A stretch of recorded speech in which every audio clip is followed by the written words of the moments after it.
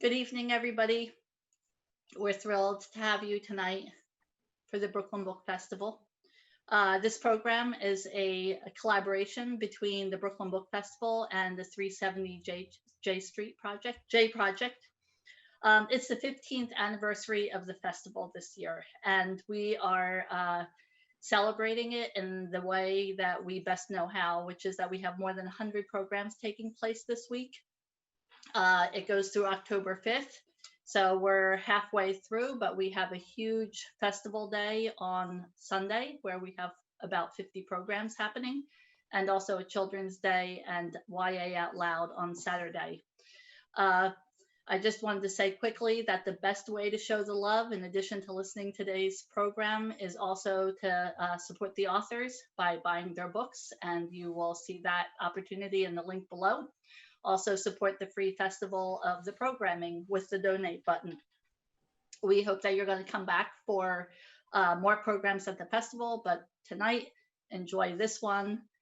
It's our first night shift program, as we've termed it, and again, together with the 370J Project. And now I'm going to turn it over to Christina Orlando, our moderator for tonight. Thank you, everyone.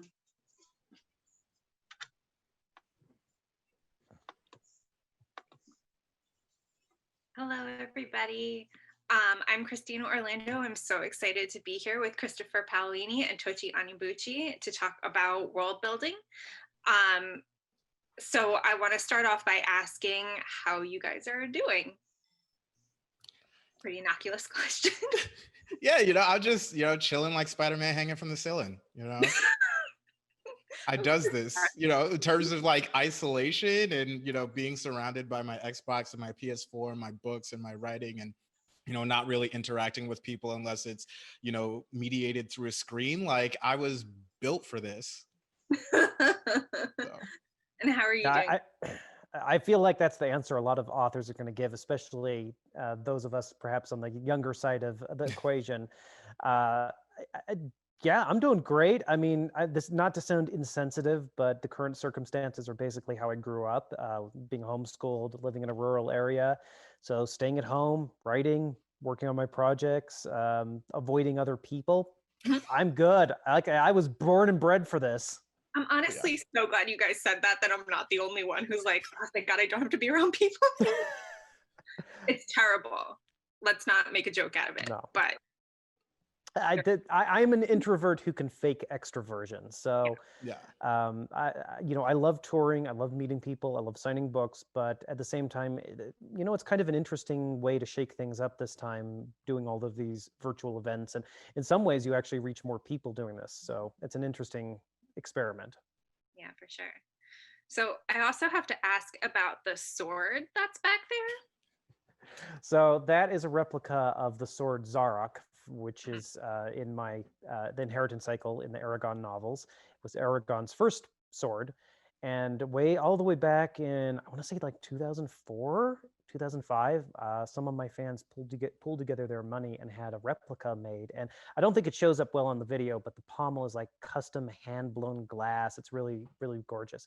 And I was so touched by that I hung it here in my office, and I've kept it here ever since to remind me of why I write, which is for the readers, and the fact that I have such awesome fans. So yeah, I've kept it here ever since. So beautiful.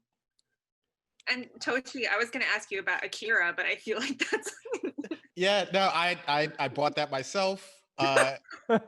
No fans were involved in the acquisition of this precious piece of memorabilia, but I am immensely proud of I believe it's 25th anniversary edition. Ooh. Done hardcover 6-volume Akira series by Katsuhiro Otomo, one of my prized possessions. Oh, yeah. That's really nice. Well, I got this while touring last year. A fan gave this to me. It says, "Keep calm and read Eragon." Yes. So I still have to find a place to mount that in my office.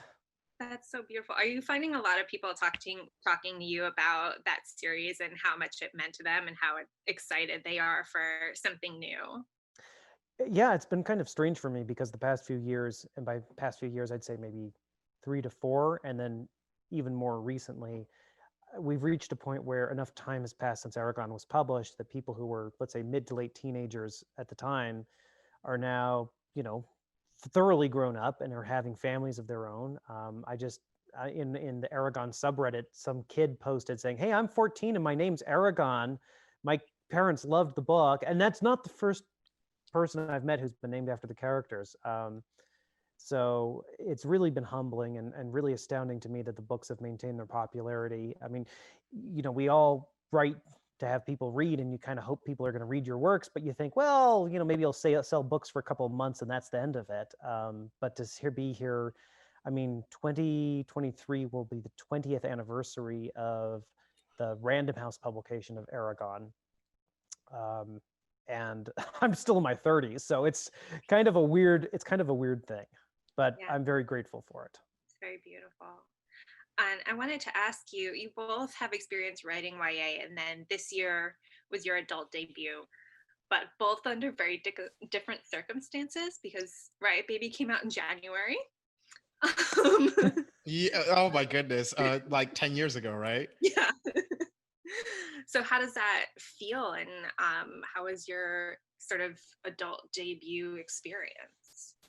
It's been wild. I think part of what has made the reception to Riot Babies, you know, as successful as it has been the sort of the YA back catalog that I've been able to build. People are familiar with my writing in many ways. They've read Beast Made of Night, Crown of Thunder. They'd read War Girls, presumably, or had known about those books.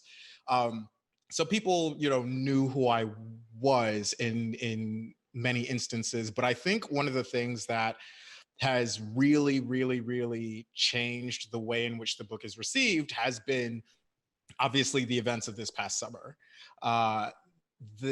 You know, Riot Baby is a book about institutionalized violence, structural racism, you know, police brutality, mass incarceration.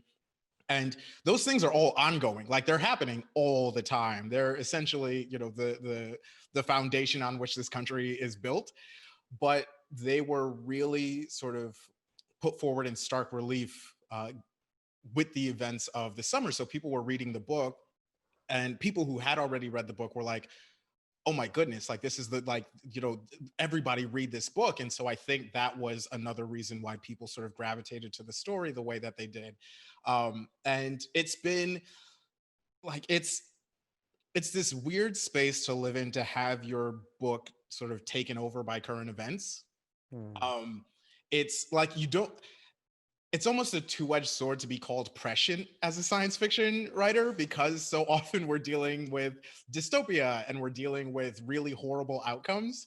And if you're being called prescient, it's because those horrible outcomes, or a semblance of those horrible outcomes, have come to pass.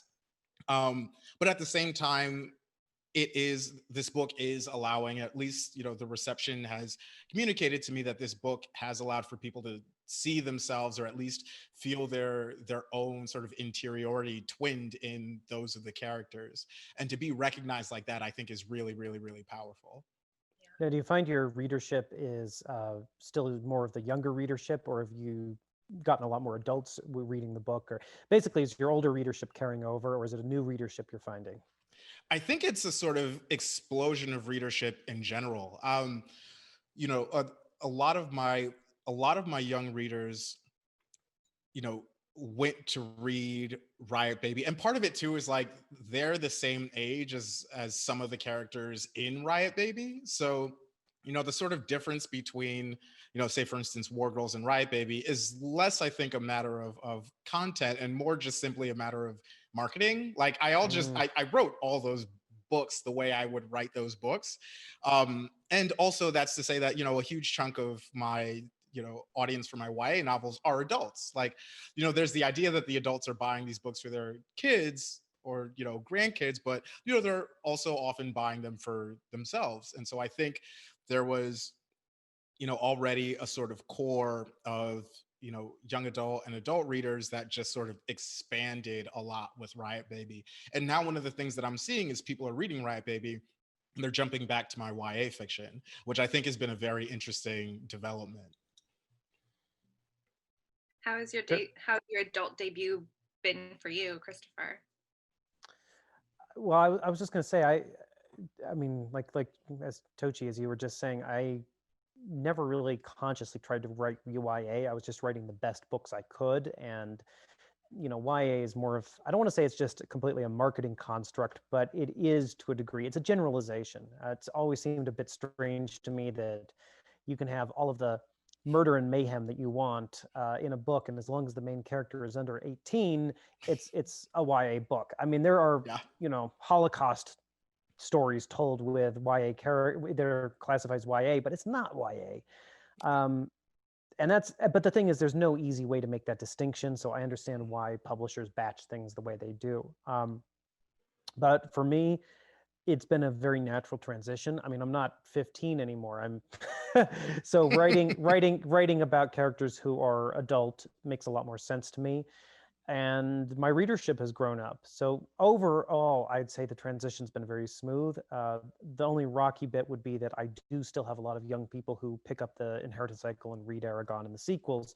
And so I'm trying to be careful to not draw them into the new book specifically, because I have adult language. I even have a sex scene. So there's a lot of violence, and I don't think that that would necessarily be appropriate for someone who's 10 years old. You know, if you're 15 or 16, you're going to be fine. But if you're younger than that, probably not. Makes a lot of sense. Of course, I'm sure we all had that book we read as a young reader that we really weren't supposed to read. Oh yeah. You, not to like not pivot to world building, but do you remember a specific book that felt that way? Oh man, Lucifer's Hammer by was it Larry Niven and David Brin or something? I don't know, but it was I know Larry Niven worked on it, and it was kind of like Armageddon. It was, you know, a giant asteroid hits the Earth, and then it all devolves into post-apocalyptic survival. But it was very gritty and adult, and it was. I remember my dad. He never told me not to read a book, but when I picked it up, he just looked at me and he said, "You're not going to enjoy it." And I got like 50 pages in, and I put it down. I was like, "Yep, nope, not for me." And that's not to badmouth the book. You know, there's nothing wrong with the book itself. It was just I was the wrong age for it. Yeah. No, it's so funny. I distinctly remember growing up, Mom had a ton of Danielle Steele novels, just like on the bookshelves, like a ton. And I don't know if it's like just like a, you know, Nigerian mother, like an immigrant mother. I don't know if it's like a thing, but yeah, she just had a ton of romance, and particularly Danielle Steele novels. And so, you know, I was a pretty voracious reader as a kid, and, you know, I was always hanging out at the library or whatever. And, you know, these hardcovers, they looked really pretty. And so I would open one up, and I don't remember which one it was, but I definitely remember, I was like, are you supposed to feel hot and bothered while reading a book? Like, there were all these transgressive feelings started sort of germinating, and I was like, I don't know. Hey, at least it wasn't Clan of the Cave Bear. Oh my goodness. Yeah. You know what's crazy is the last Danielle Steele book I picked up, which I have not actually read any of her books, but I picked one up in the airport, and said on the back that she sold something like 580 million copies. And, you know, the weird thing is, like, no one speaks of her as a great cultural force like J.K. Rowling or anything like that. It's you know, no one speaks of her that way, but I mean, she sold this insane number of books. You know what it is? Real G's move in silence like lasagna. Like, that's how. No, please. That's how it goes. That's please how it. Camera off. That's the power. The cultural. Danielle Steele was a cultural reset. I said it. I said it. I don't know how to continue after that. well, obviously now we need to talk about Nora Roberts. Oh my God. You know, the crazy thing is Nora Roberts is actually at the same agency I'm at, and she writes, you know, anywhere between, you know, sometimes upwards of 4 books a year, to the point where I know her agent doesn't actually read all of her books because she writes so many. But she writes actually a broad variety of things. I mean, she writes thrillers, she writes science fiction, she writes, you know, as J.D. Robb and other things. But I mean, I have to say, I'm in awe of that productivity for both her and Danielle Steele. They are machines. I mean, like Stephen King, I mean, Brandon Sanderson, they are machines. And there's certainly an argument to be made that if you produce enough and quickly enough, that you will perhaps progress faster in your craft, at least assuming you're putting some introspection into it. Yeah, no, I agree. Just because something's fast doesn't mean it's bad. Like I think that was, you know what? I think it was Catherine Valente might have said this, or might have just like tweeted it at some point. I feel like I remember her saying it, something along the lines of just because something's fast doesn't mean it isn't good. And I remember reading that and it just blowing my mind. Cause like, Yeah. you know, there's the idea that, you know, writers, we have to labor for a very long time, particularly if we're like building a fantastical world. We have to labor for a very long time over this thing. And it has to take like years, and it can't be easy, right? Or it can't be fast, because then it's not good. But like, it can be. And also too, like, this is, you know, this is a job. Like, you show up for work. Like, Yeah. you have to produce, you have to put stuff together. And so, you know, I'm sure we'll talk about this a little bit more later on in the panel, if I don't derail again with my Danielle Steele, you know, adoration. But I think, you know, particularly when it comes to speculative fiction and world building, what's been fascinating to me, particularly when I was growing up, I read a lot of Elizabeth Bear, you know, when I was younger and sort of really cutting my teeth in science fiction and fantasy. And I remember the Jenny Casey trilogy came out. I think it was all 3 books in the same year or something wild like that, like Wow. Hammered, Scardown, and World Wired, all in the same year. And these weren't small books. And there was an entire, like, incredibly nuanced and crafted world, like all these geopolitical extrapolations were happening. And then she went and wrote like urban fantasy with Shakespeare. And then and you look at her bibliography, and it's like she's got the crossover and the jump shot. And it's like it's not slow. Like it's not like taking her a long time to, you know, write a trilogy set on a generation ship and then do like, you know, Norse mythology. Like, and that I think is something that I've really, really, really admired about genre writers, particularly speculative fiction writers, is this ability to craft all these incredibly nuanced and complicated worlds like that. I think it also depends how you approach the craft, whether you view yourself as a storyteller or if you're trying to focus more on the prose, or if you view yourself more in the literary tradition, you might be working slower or perhaps in your mind more carefully, but there's no guarantee that, I mean, the reader never sees the time that you put into the work ultimately, you know, and that's why pacing is so hard to judge as the author, because, you know, you might take 2 weeks to write a scene that someone's going to read in 2 hours or 2 minutes, depending on the length of it.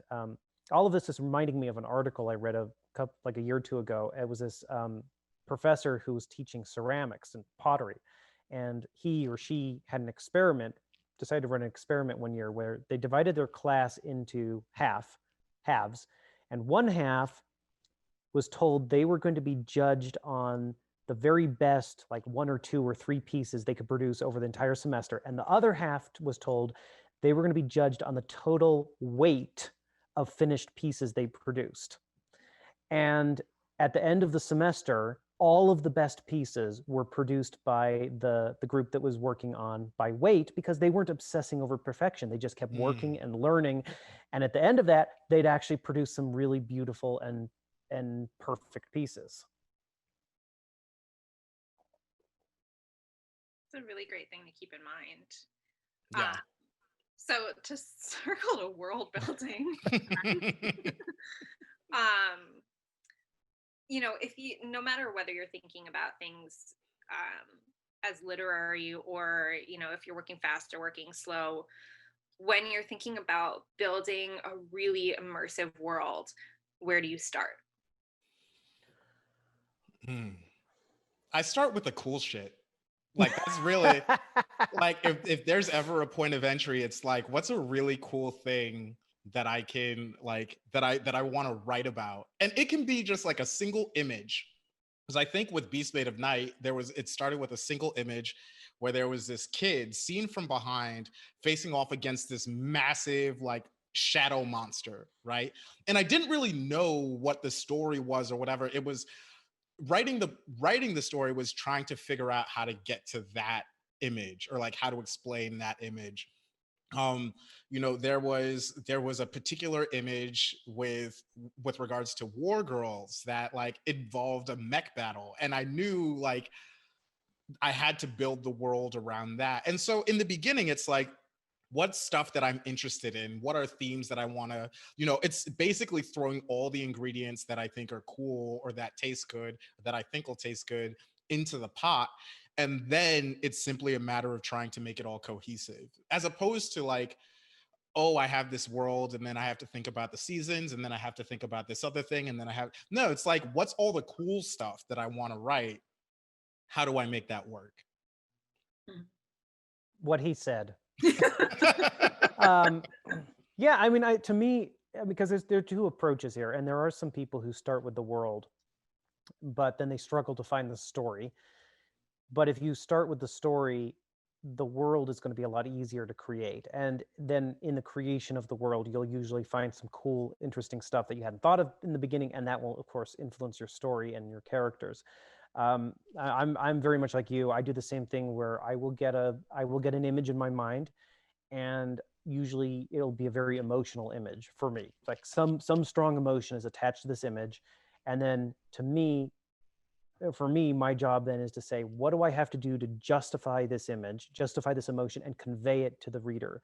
And of course, an image alone is not a story. So usually for me, the image is the end of the story, which I'm lucky. That's what tends to come to me, because that's what affects me the most when I watch and read stories, is when the ending culminates in a moment that sort of is the ultimate payoff for the characters in the story. So then it's a matter of like back engineering that image to say what is going to get us to that point. But I mean, as a rule, world building for me is a process of asking and answering questions. Whether it's like mechs or dragons or whatever, spaceships, it's like, what sort of a world would XYZ be in? What effects would that have? How would other people think about this? What would they be doing? Who are these people? How are they related? And so forth and so on. And you can go crazy with that. You could go doing that forever. But at a certain point, you have to prune it and say, this is what I need for my story. And once I have that, I'm going to actually write the story rather than continuing this forever. Because I don't know about you, but it sure feels to me like I could do it forever. Oh yeah, no, like it's I think for me, I have to keep in mind the whole sort of iceberg theory of everything, which is that, you can have as rich and variegated a world as possible, but like the reader's only ever going to encounter maybe 8% of it. Yeah. Like, if there ends up being like a TV spinoff, then maybe they'll get like 20% of it, right? Like it's that sort of thing. And so I think well, for me, the question I always have to ask myself is it in service of story? Like, is a particular world building detail in service of story? If it's not, then it doesn't need to be on the page. Like, it can be something that informs the stuff on the page, but it doesn't need to be on the page. I don't need 2.5 pages about how bread is made in this particular society. And it's hard with speculative fiction.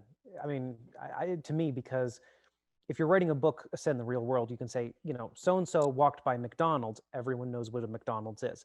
If you do that in speculative fiction with a made-up name, no one knows what that is. And you could not explain it. I mean, some authors don't. Like C.J. Cherryh won't, for example.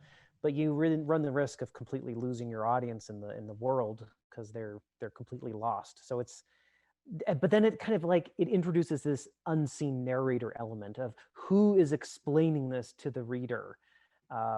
Is it because our character is naive and doesn't know what they're seeing, or is it because there's a narrator who's actually explaining it for reasons relevant to the story? So how do you organize your information? Like, this is a very technical writer question. No, definitely. But, names, places, things, technology, timelines, language. How do you keep it organized? Oh man, usually when I was a Microsoft Word acolyte, and honestly, I would like proselytize the good word of Microsoft Word like everywhere I went. I was literally one of those like mission civilisatrice, like colonizing missionaries that would go out into alien landscapes and preach the gospel of Microsoft Word. I would have a like separate doc that was just notes. It was like the title of the book, or like the tentative title of the book hyphen notes. And it was just an idea dump of everything, whether it was like, you know, links to certain JSTOR articles, whether it was various like plot notes, whether there was a specific character thing, whether it was like, okay, here's what this part of the world is.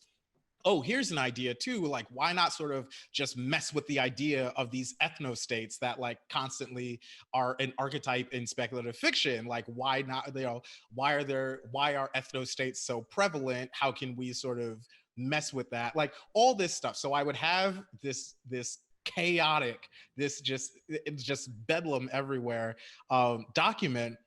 And then I would write the story, and I would outline, you know, handwritten in a notebook, you know, do scene by scene.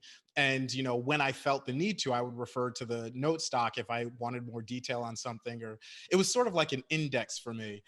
And now I've converted to Scrivener.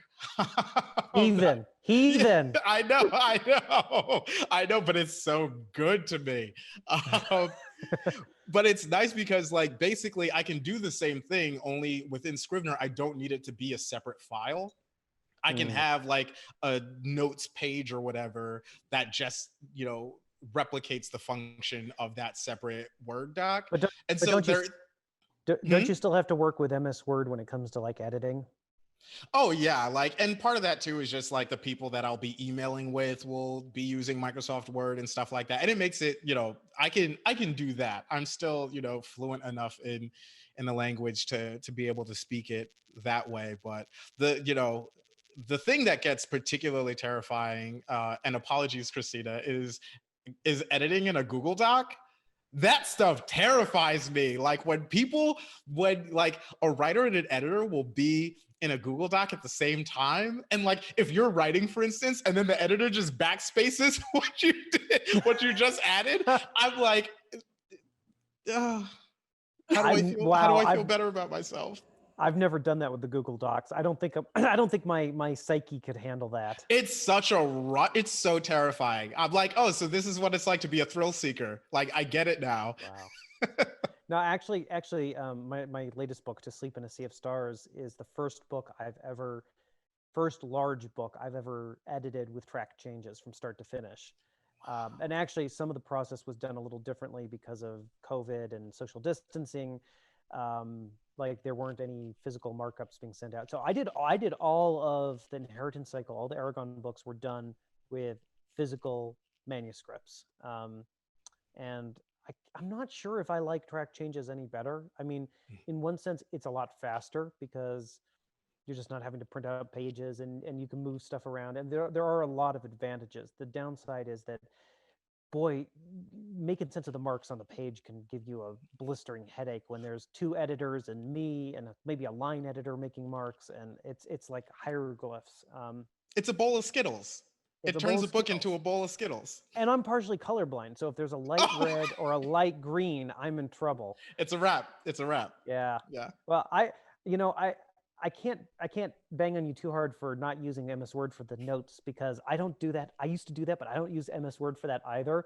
I got very, very fancy a few years ago, and I had my assistant build me a personal wiki. Oh, see, you can't get mad at me for not using MS. You know, you can't. No. So I have everything from the Inheritance Cycle in there, but everything for the sci-fi, and they're separated into two separate chunks. Wow. But honestly, it's incredibly useful because it's built just like Wikipedia. So I have a master page for each book, which has all the people, places, and things, and various other things. And then, you know, each one of those is a link that goes to a separate page. Now, to be fair, not all of that has been filled out. It's a lot of empty links, but just having the structure, having the names, having basic information in place is super, super helpful. So I'm trying to think where I got the idea from. It might have been Sanderson, actually. That doesn't surprise me at all. I'm gonna pivot you guys back to world building. Yes. Apologies. Just a little bit. So I don't even know where to go from here. So Christopher, you mentioned something earlier about your characters, you know, needing to be part of the world. Is there anything about your main character that you sort of feel is indicative of the world as a whole? Any like attribute or personality trait that you think is readers would say, oh, of course they had to be part of this story? I mean, not necessarily, but it's a hard question to answer because characters come from such different backgrounds, and each character needs to be specific to that background. And especially like with the science fiction, because it includes the real world, even though it's set in the future, a lot of those backgrounds might be at least semi-familiar to people nowadays. With fantasy, but even with science fiction, you can have characters who, of course, come from radically different backgrounds than anything we're familiar with, and that can be a challenge just in terms of how you have a lot of, you don't have a lot of experience with that, but that can be challenging as a writer. But that's true for any character that you're not familiar with on like a personal level. I think for me, what makes a character fit within a certain setting is simply trying to pay attention to what their life experiences would be within that setting, and then that informs how they behave. I mean, maybe that sounds a little too intellectual. A lot of that can be done through just feeling and emotion, but paying attention, for me, it's like, what would make this character laugh? What do they find funny? What traumatic experiences do they have as a child that perhaps they still remember? And if you know what would make someone cry, and if you know what would make someone laugh, and if you know what would make someone sad, and when you know what would give someone what they feel their purpose is in life, for me at least, I feel like I have that person at that point. And then also I'd think about their language, what sort of education they have, how they speak, how that's going to manifest in their dialogue. What about you, Toch? I like to think about who is the lowest on the totem pole in a particular society or a particular situation. I think part of this is, like, for me, the highest dramatic stakes lie with the people who, like, not that they have the least to lose, but the people who are most downtrodden, right? And so for me, like Beast Made of Night and Crown of Thunder, the Aki, like, they were the lowest on the totem pole. They were, what does it mean to be a protagonist when your life means so little, right? And I find that an immensely compelling question. With War Girls, it was like, okay, you're going to have these sisters. So off the bat, they're going to be women in a patriarchal, a somewhat patriarchal society. They're going to be children. So they're going to have even the type of agency that they would have as adults stripped from them. Oh, and they're also going to be involved in a war where they're not going to be able to dictate their own choices or have any say in what their destiny is whatsoever.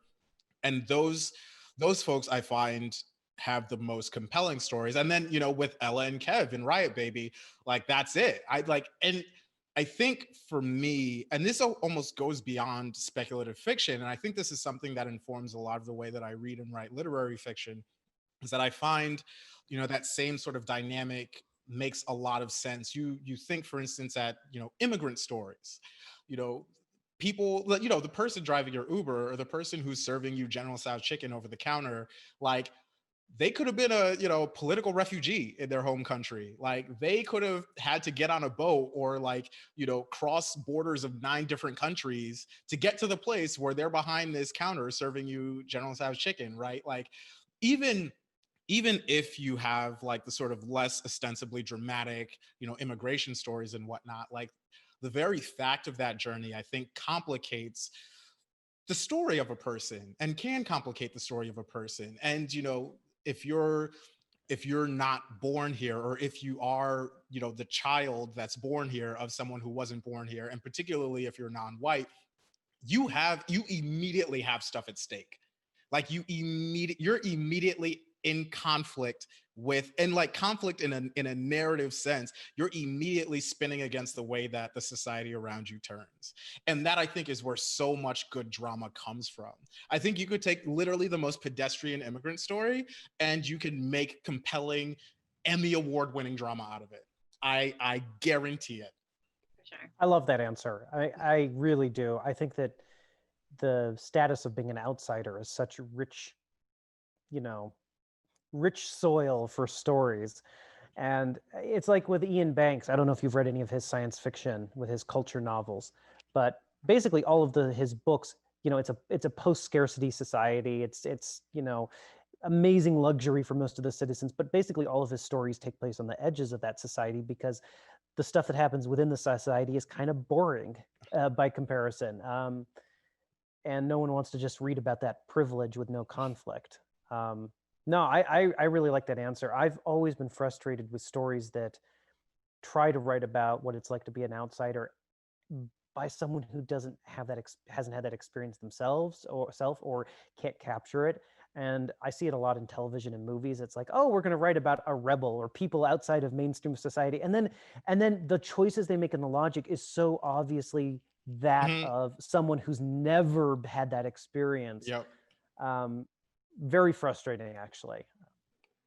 I feel like so much of world building in general is about setting up rules and then having your characters break them.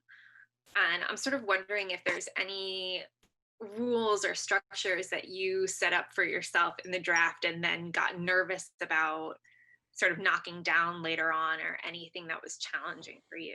Well, it depends what sort of rules you're talking about. If you're talking about the laws of physics in your universe, like the rules of magic, laws of physics, boy, you better have a darn good reason for trying to break that later in a story, because internal consistency sells the realism of your world to readers.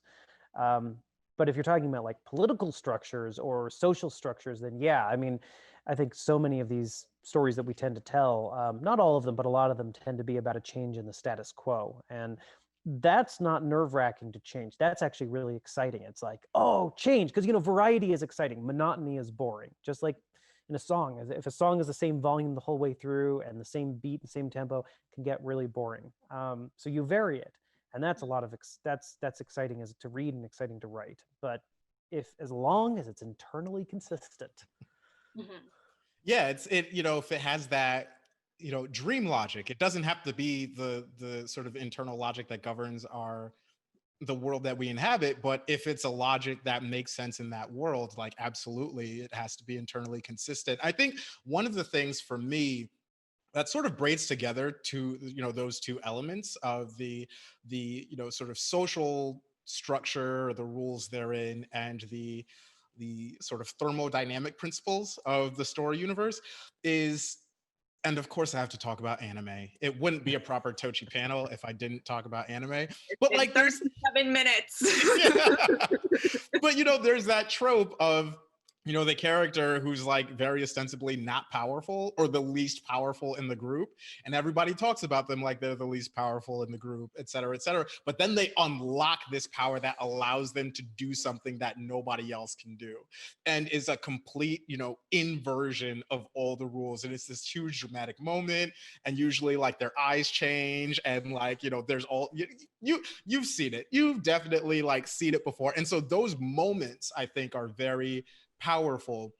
And I think the reason that they are powerful in a story sense is because there's been so much adherence to rules, leading up into that.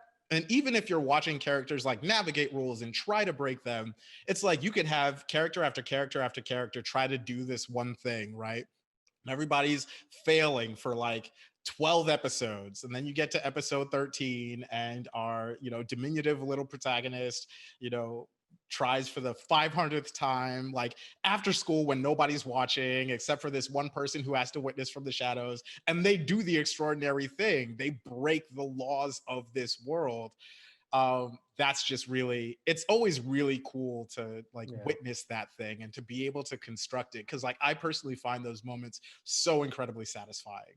It's like the Matrix moment when Neo stops everything and bends Yes. the code to his will. Yes.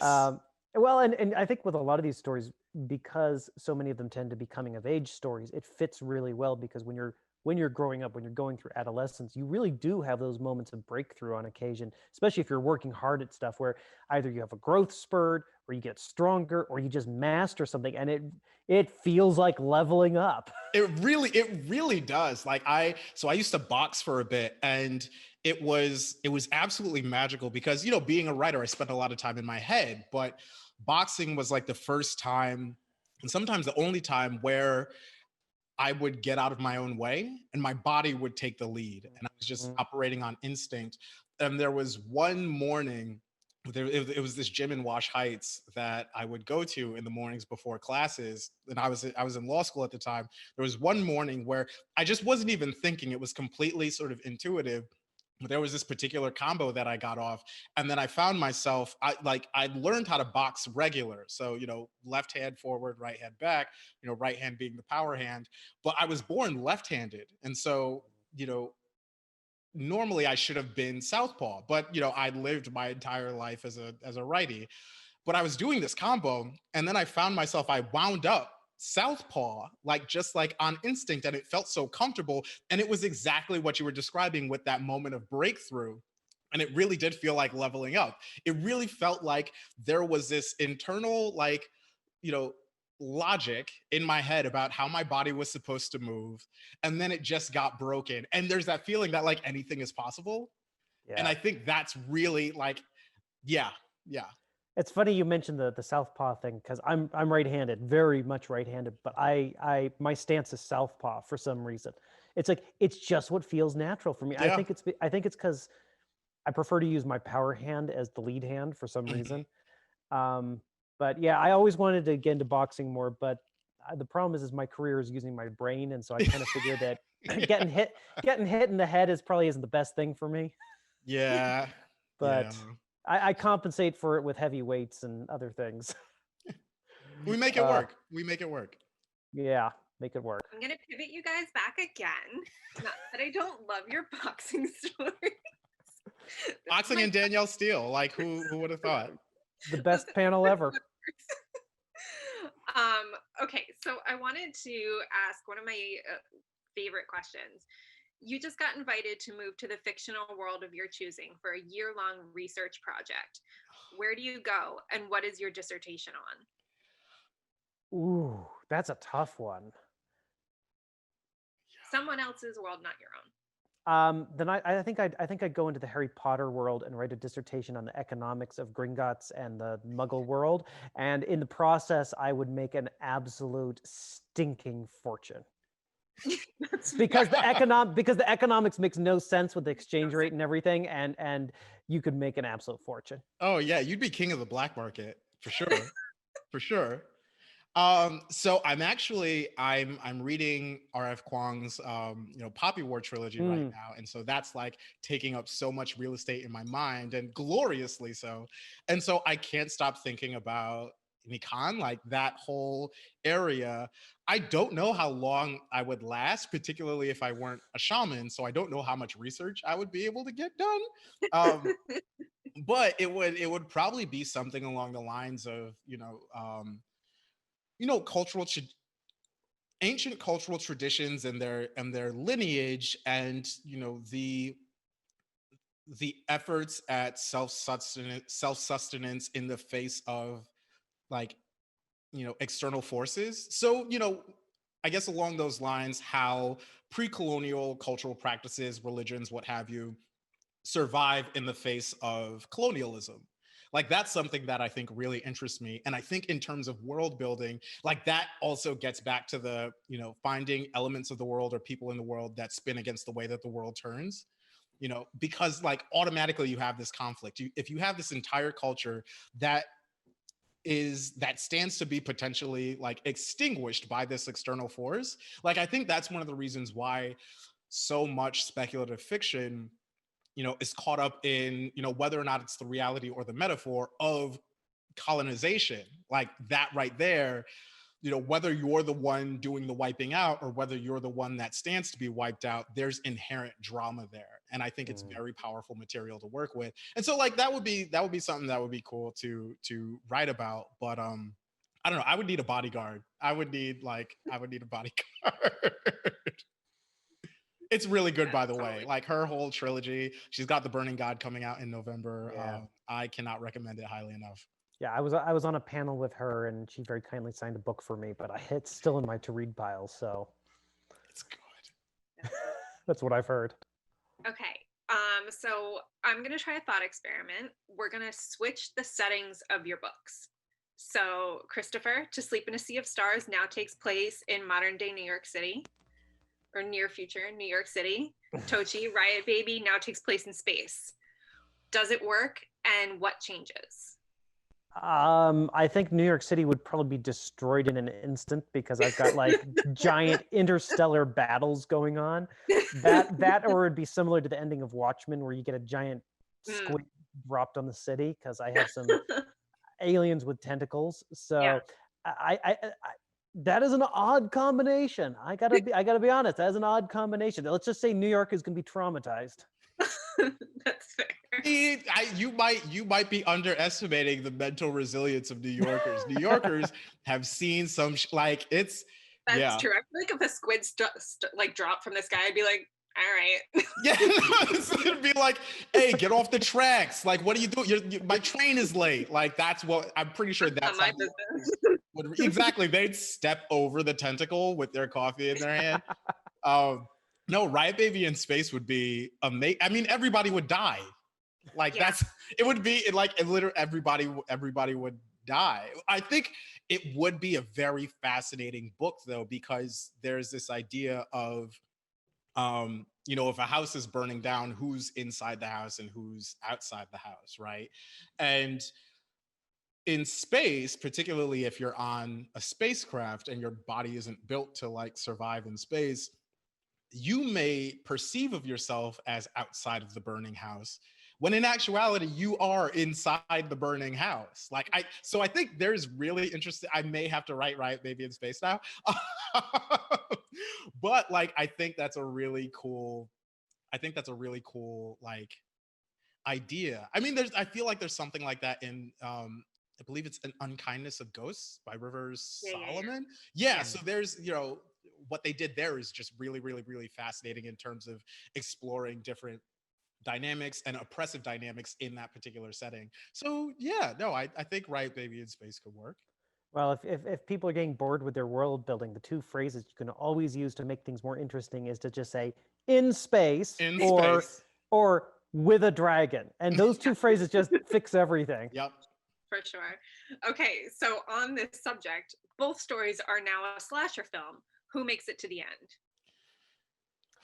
Well, if we're talking about To Sleep in a Sea of Stars, my main character, Kira Navarez, definitely makes it to the end. She has some alien technology she's bonded with in the story. And yeah, she totally makes it to the end and survives in flying colors. For sure. I mean, how do we know Ella isn't the slasher? You're not wrong. I wasn't gonna say it. I'm just posing the question. Like, how do we know? How do we know?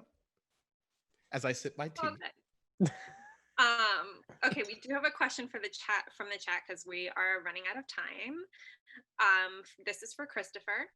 I read Eragon years ago when it first came out and loved it. It also amazed me that you were only 19 when you wrote it. My questions are, what was your inspiration and research process for writing the book, and how much involvement did you have with the making and production of the film adaptation? Well, that's like 4 questions in one, but I'll tackle them quickly. My inspiration was just all the books I loved reading growing up. I was homeschooled. I live in a rural area, and so books were my way of learning about the world and stories in general.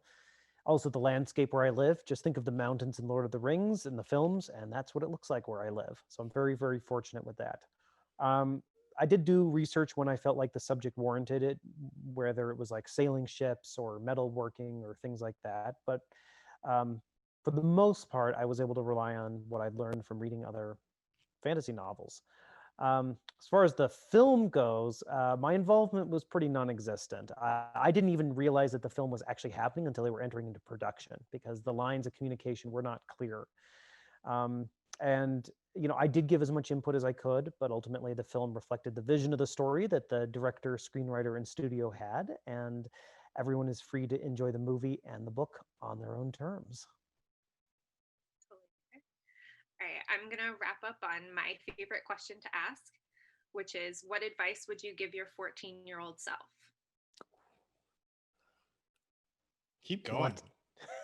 Keep going. Well, like it's funny because I look back to me at 14, and it's tempting to think of all the rejection that's ahead, right? Like I probably start querying for novels maybe a year or two after that, right?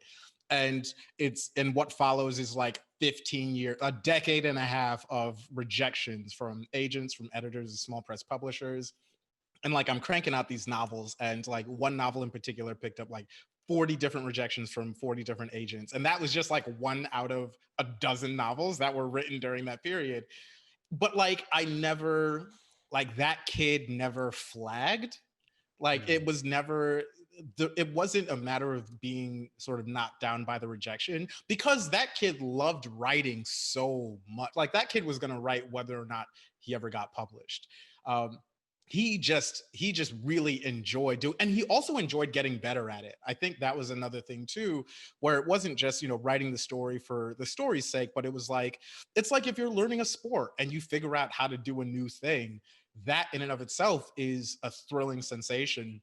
So yeah, no, I mean that kid knows that he's got publication in his future, and even if it's like far, far, far away, he takes enough joy from the craft that like he doesn't necessarily need to be given any more encouragement.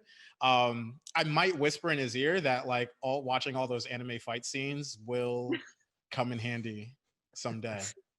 They will very much come in handy someday. I think my answer is going to be very similar in some ways. If I could go back, I'd tell myself two things. One would be, stop worrying so much. It's going to be okay. Because self-publishing, which is how I got started, was very stressful, and there was a lot of uncertainty with regard to whether or not I could have a career as an author, at least on my end.